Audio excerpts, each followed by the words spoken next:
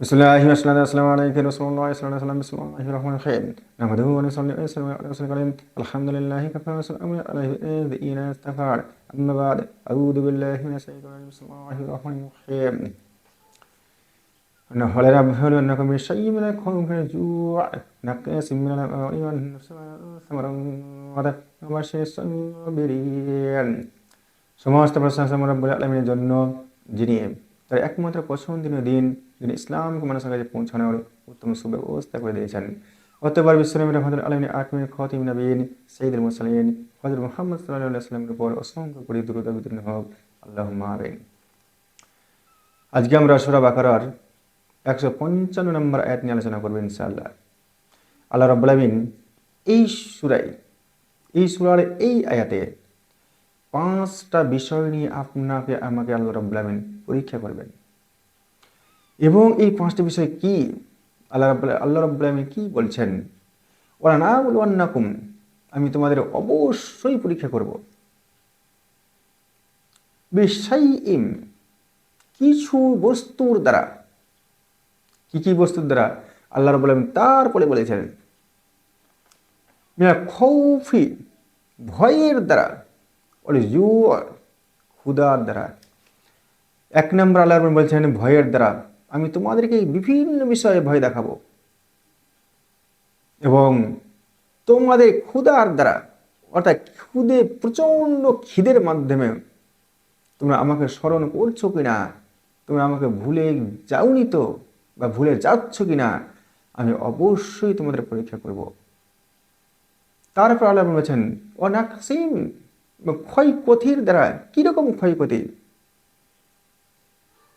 আমি অলি, তোমাদের ধন সম্পদের ক্ষয়ক্ষতির মাধ্যমে। অর্থাৎ ধন সম্পদ আল্লাহ আপনাকে আমাকে দিয়েছেন শুধুমাত্র পরীক্ষা করার জন্য। এই ধন সম্পদ আপনাকে আমাকে হয় জান্নাতে নিয়ে যাবে, না হলে আপনাকে আমাকে জাহান্নামে নিয়ে যাবে। এই ধন সম্পদ যদি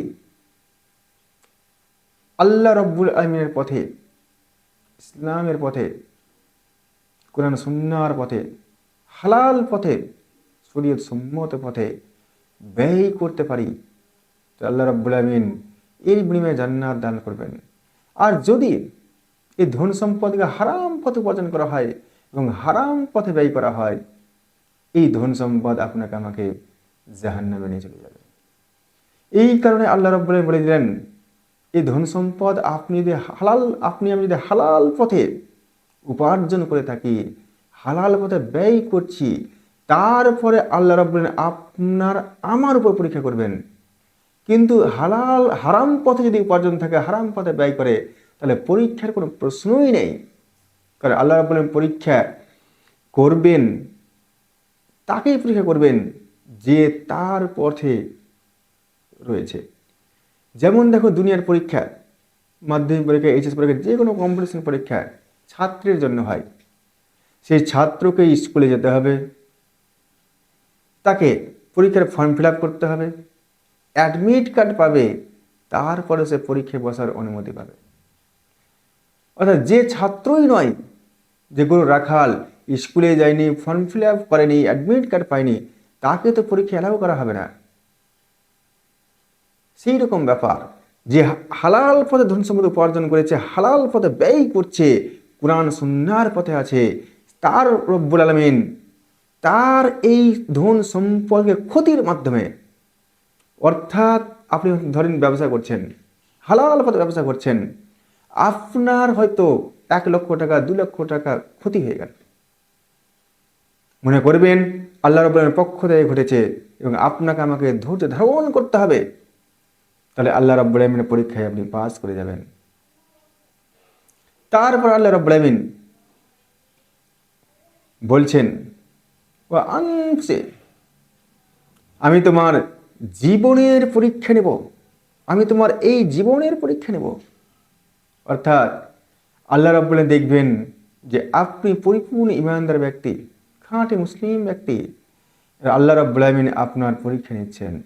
কিরকম? আপনি যাচ্ছেন হয়তো গাড়িতে যাচ্ছেন, হঠাৎ অ্যাক্সিডেন্ট হয়ে গেল, আপনার হয়তো একটা পা চলে গেল, একটা হাত চলে গেল, বা আপনি পঙ্গু হয়ে গেলেন, বা আল্লাহ রাব্বুল আমিন আপনার এমন ক্ষতি করলেন যে সেটা আবার ট্রিটমেন্টের মাধ্যমে ভালো হয়ে গেল। তো এই সমস্ত কিছু ব্যাপারেই যে আপনার ধরেন যে কোনো কিছু ক্ষতি হয়ে গেল, এই ব্যাপারে সর্বদা আল্লাহর উপর ধৈর্য ধারণ করতে হবে। আল্লাহ রাব্বুল আমিন তাহলে আপনাকে আমাকে সঠিক পথে রাখবেন, যে মহান রব্বুল আলামিনের পক্ষ থেকে ঘটেছে,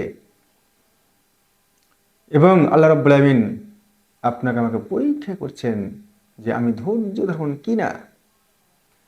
তারপর আল্লাহ রাব্বুল আমিন বলছেন 5 নম্বর, ওয়াসসামারাত, ফসলের ক্ষতির বিনিময়। অর্থাৎ দেখবেন কোনো কৃষক, চাষি চাষবাস করেছে, তার খুব সুন্দর ধান হয়েছে, হঠাৎ করে কি হলো, বন্যা হয়ে গেল, সমস্ত ধান ডুবে গেল, নষ্ট হয়ে গেল।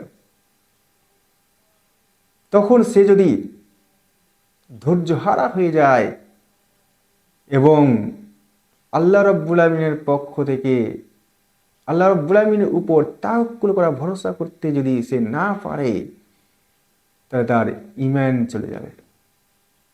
সেই সময় তো আল্লাহ রাব্বুল আমিনের পক্ষ থেকে তাকে ধৈর্য ধারণ করতে হবে। আল্লাহ রাব্বুল আমিনের পক্ষ থেকে তাকে সর্বদাই, এবং সেই অবস্থাতেও আল্লাহ রাব্বুল আমিনের উপর ভরসা করে তাকে ধৈর্য রাখতে হবে যে আল্লাহ রাব্বুল আমিনের পক্ষ থেকেই ঘটেছে, তিনি আমাকে পরীক্ষা করছেন।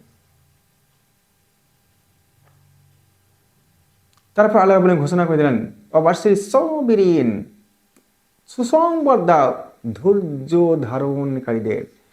অর্থাৎ এই যে আল্লাহ রাব্বুল আমিন ভয়, ক্ষুধা,